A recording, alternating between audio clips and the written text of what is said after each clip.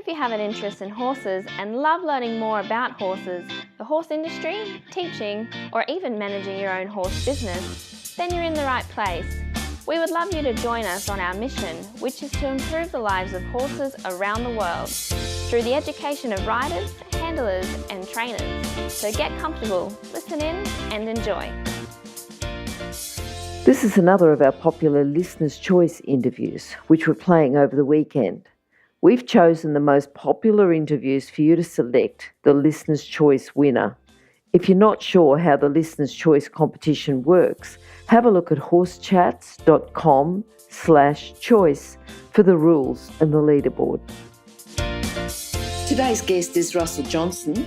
Russel's a show jumping specialist, rider, trainer and coach. He's been a successful international competitor in many Grand Prix and show jumping events.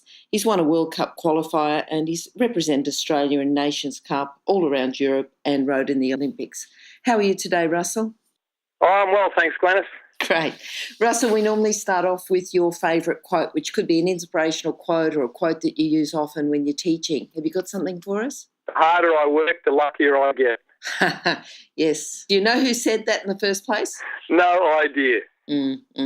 It's actually been attributed to a few people, so it's a good one though. Yeah. Yeah. And I suppose the reason it's been attributed to a few different people is because quite a few people use it. Might get attributed to you one day. All right. I doubt it.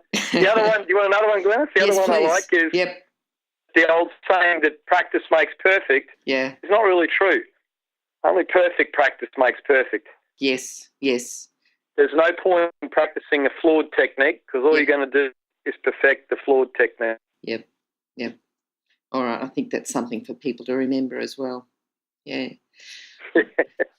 Russel, how did you start with horses? Were you from a horsey family or not, or what happened there? Yes, I was definitely from a horsey family. I grew up in a little town called Meandara, which is about 450 kilometres, almost straight west of Brisbane, so sort of central southern Queensland between Gundawindi and Roma. Yep. And my grandparents had a farm there. Early on, we lived in town. Mm-hmm. But, my grandparents had the farm and my granddad was a former driver and bush jockey and all that sort of thing, and he had horses on the farm. So my earliest memories of riding a horse was sitting in front of the saddle in front of my granddad. Great memories. I bet you got lots of time in the saddle there, just having fun, galloping around and popping over whatever came in the way. Yeah, no, it was fabulous. Like, as we grew up, my brother and I, we spent a lot of time out on the farm with them. And we rode our ponies out there. They were about 16 kilometres out of town, so our weekends we would ride the ponies out 16 kilometres out to the farm. We'd ride them. They had 2,500 acres. We rode them all over the farm on the weekend, and then Sunday afternoon we rode them back into town. So they were pretty fit ponies. Pretty fit ponies, plenty of miles in the saddle for you as well. Yeah. Yeah, we just about wore them out, I think. Russel, when you first left school, did you do anything else or you were straight into horses? What's the story there? Look, probably my first 12 months I was working as a station hand, ploughing paddocks, planting wheat, that sort of thing, general station hand work. I did a little bit of work preparing yearlings for sales. And but then after that 12 months I was, I went down to the Glen Ormiston Ag College down in Victoria. Oh, yeah. And that's how I ended up down here. Okay. And just, because you've made a profession out of horses, you're a professional rider, coach, you've got lots going on in the horse world. What do you think are the core skills or the character traits it takes for people who are looking to get in the industry? Number one, you've got to be passionate about horses. I think, that ability to connect with the horse, you have to have an empathy with the animal. Yep. Really, we're animal trainers. Sure. But I love what horses can do for people. I'm not really into training lions or tigers because they're way too dangerous for my liking. And you can't ride them. Yep. So that's what I like. Look, you've got to have an empathy for the animal. And for me, I like training animals. I like training sheepdogs, all that sort of thing. But, what the horse can do for you, I really relate to that. So that's what got me hooked on it. Okay. And maybe I didn't run fast enough. If I could have run faster, I might have been a rugby league player. Or Yeah. Now, there's lots of people. If you think about the amount of people, because there's lots that are passionate about horses, have empathy with horses, have all the skills that you said, and do a good job and are professional. But someone like yourself who's excelled, who's got to the top, and there's only a few that have got there, what do you think are the keys to excelling in your career? Career or sport? See, like working with horses is a career. Okay, but sport then. Competing as a show jumper is definitely a sport. Yep. So, it's probably the difference from as a competitor is, I think, how well you can respond under pressure. Like the elite competition is high adrenaline, high pressure, and it's being able to stay focused on your processes to get a really good end result. So that's probably what it boils down to as any sports person, being able to compete under pressure. Okay. All right, because I'm sure we've all seen, not just in show jumping, but a lot of sports people at a really high level who going well and maybe get to the show jumping and eventing, or the last rail or the last little bit and just don't do it because I suppose they haven't held on, they haven't been able to compete under pressure. Yeah. Look, and it's getting back to that first thing too. You've got to have a really sound technique. You've got to have a sound, is technique the right word? Yeah, technique or understanding of what's required for these horses to jump well. Yep. What about people? And then you've got to be able to execute that. Yep. Sorry. That's all right. What about people who have influenced you? Who do you think has been a main influence to maybe changed your direction or put you in the direction that you've gone? Look, probably early on, my own father, he was a pretty hard-working fella and was really prepared to drum it into us, that whole idea of hard work creates a bit more luck. So definitely Dad had an influence. But then some of the early, he was also clever enough to take us off to a number of good coaches. Yep. Like even our early days, guys like Vince Corby, for instance. Yes. We went and did a show riding clinic. Not that it was really something that I was passionate about, but it just certainly honed a bit of expertise and polish and understanding in the early days for training horses. And then we used guys like Peter Mullins. Yep. Peter was very influential, especially up in Queensland. But then later on, when I came down to Victoria, definitely Art Utendale was probably one of the biggest influences for me. Okay, all right. What about horses who've influenced you? Who's your main? If you were going to pick one horse, who do you think's? One horse, definitely my Olympic horse. In contrast, he was pretty special. We were quite fortunate to come across him at the right time. Yep. And I had just enough knowledge to make the most of him. Okay, and what about your proudest moment? Was that with him?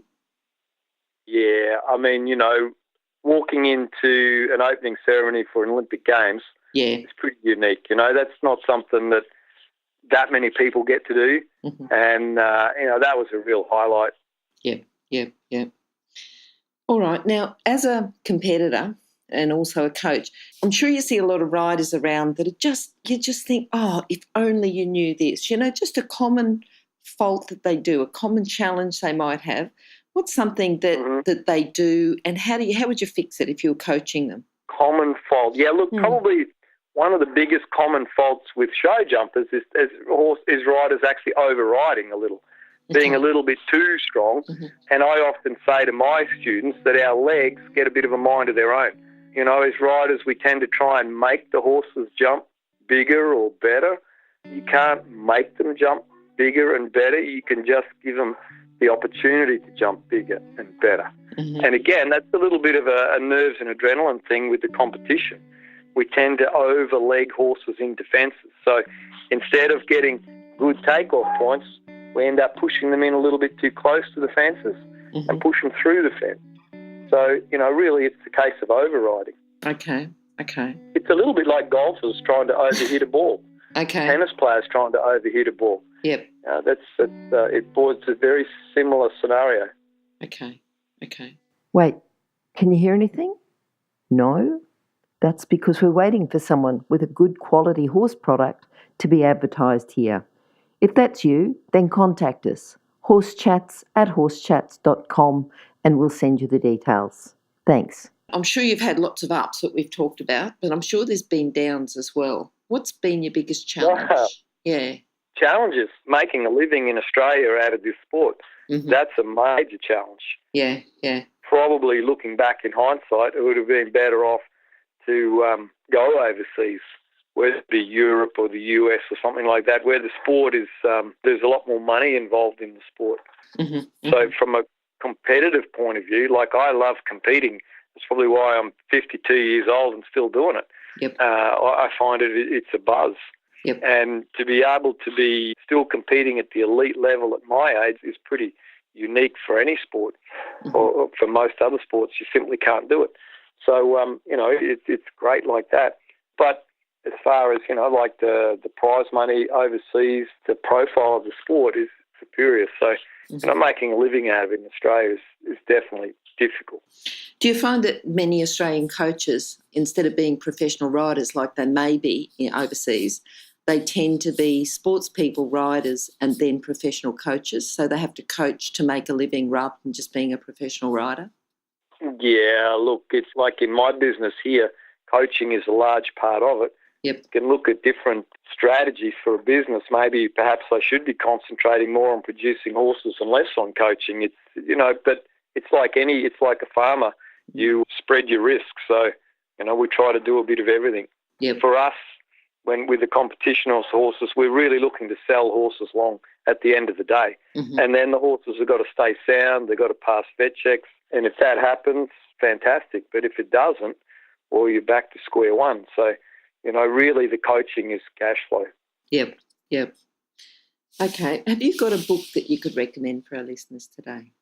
A book to recommend? Yeah, look, I actually, with most of my students, I actually recommend Monty Roberts' book, The Man Who Listens to Horses. Okay. I'm quite a big fan of Monty's. And that first book that he wrote, it's a good read, number one. Interesting character. But some, a really good understanding of how horses think and how they respond and react. So that's one that I recommend to students a lot. Yeah. Monty was an earlier guest, so if people want to have a look at that link, they'll be able to go to if they just go horsechats.com/Monty Roberts, they'll get a link through to that book. Yeah. Yeah, I've been and watched a number of Monty's clinics. I think it's just fantastic. And I just love watching such good horse people. And I think his timing and his ability to read horses is just phenomenal. And that's something that just comes with a sound understanding and lots and lots of practice. Yes. And, and the living with the horses. Yep. Oh, yeah. Yep. And remember, you can find all the books recommended by our guests at horsechats.com/books. You can have a look at the guest page for the individual book they recommended, or just look at the recommended books by order of popularity at horsechats.com/books. Now, what are you looking forward to, Russell? At the moment, I'm actually involved with a pretty unique thing. That's it's a series. It's a reality TV show, actually. So, it's quite a first. I don't know how much I'm allowed to talk about it, but we're just in the filming of it at the moment, and we've got 5 Aussie show jumping riders that teamed up with 5 top racehorse trainers, and those trainers are providing us with horses, thoroughbred racehorses off the track. Yep. And we're reschooling them, and we've got film crew chasing us around and analysing and filming the selection process and the training process. And it's going to give the general public a really good insight into what we do with these horses and what needs to be done with these horses and what we do with our sport. And ultimately, we're going to have a competition with these. We've got to pick 2 horses each. So we've got 10 horses, and we're going to have a competition at the end. And all this is going to be filmed. It's to be shown on Network 7, I think, I'm pretty sure. And it's going to go free to air on the main station. So that's a bit of a buzz. So we're actually going to have some Australian show jumping on television. So that'll be good. That sounds really good. Yes, we don't get probably a lot here. Quite the format. Yeah, probably not quite the format I was expecting. But, I think it'll be a great way to educate the general public as to what is involved in the sport. We're not just a bunch of hobnobs that go around riding around in jackets all day. There's a lot more to it than that. Yep. And it's, the other big thing that gets me is so much the general public think that, and especially to it like an elite level, I often get this question. People say, you really think show jumping and horse sports should be at the Olympics? And they said, well, why not? You know, I said, well, isn't it the horse that's doing all the work? Yeah. and straight away I answer back and say, well, obviously you've never ridden. Yes. Yeah, and it's like, you know, people don't, today especially, people don't appreciate what's involved with the sport. So it's really good to be involved with this television reality show that's going to actually educate the public a little bit more, as well as provide some good equestrian on TV. So, yeah, that's exciting. That's probably the most positive thing that I've been involved with for many years. Very good. And what sort of timeline is it? You know, what stage are you up to now? When do you think it'll finish? Yeah, look, we're just selecting the horses at the moment. Mm-hmm. So we're going through that. And at this stage, it's still a work in progress, but at this stage, the final should be held around about in May. So we don't get a lot of time, but the horses are only going to be jumping about 1.10 metre, 1.15. Okay. And do you know what it's called? Jump Off. It's a good name. Yep. It is, isn't it? It is. Yeah. Okay. All right. Now, what I'd like you to do is just sum up your philosophy into a lesson today. My philosophy was always to go out and learn off the best riders that I could find. Okay. You know, I know we always say, you don't have to be a great rider to be a good coach. But by golly, if you've got a good coach who is or was a good rider, then you've got the ultimate coach, as far as I'm concerned. I mean, you even look at guys like, George Morris comes to mind. Sure. I mean, George Morris was a former silver medalist, and he's a hell of a coach. Yes. And probably if I was going to say, there's been a lot of previous guests who've said that George Morris has been pretty influential in their careers. Yeah. George is definitely a big influence. I always make an effort to go and have a look at his clinics, and I rode in one of his clinics a couple of years ago. Yeah. I've almost finished his book. That's a good read. Yeah. All right. Russell, how can people contact you? Yeah, look, we're on the net. Our business is the Victorian Show Jumping Stables. Yep. So our website is www.victorianshowjumpingstables.com. Okay, and the other thing is too, it'll be on horsechats.com/Russel Johnson. There'll be a direct link through to there, and hopefully there'll be a direct link through to Jump Off as well as the reality TV show. All right, great news. Absolutely, watch this space. As I say, it's still a work in progress, and look, it's the first time this has been done, so it hasn't been easy, but it's going really well, and I'm very excited about it. Sounds good. Maybe we can get you on after Jump Off, and you can talk about how you went in the show. Absolutely, be my pleasure. I was going to say, once it airs, of course, you can't give us the answer or the results before it airs. No, not at all. Yeah. Not at all. That'll be fun. Okay, great to talk to you today, Russell, and I hope I'll talk to you again sometime. Absolutely. Thank you. Bye. Pleasure, Glenys. Good evening. Now, if you're still there, you probably know that I'm absolutely passionate about education within the horse industry. That's why I host this podcast. My other venture is Online Horse College. Have a look now at onlinehorsecollege.com, and I'll see you over there. Remember that our comments and instructions are general in nature and do not take into consideration your individual horses or your individual ability and circumstances. If you enjoyed this podcast, then please leave your comment below.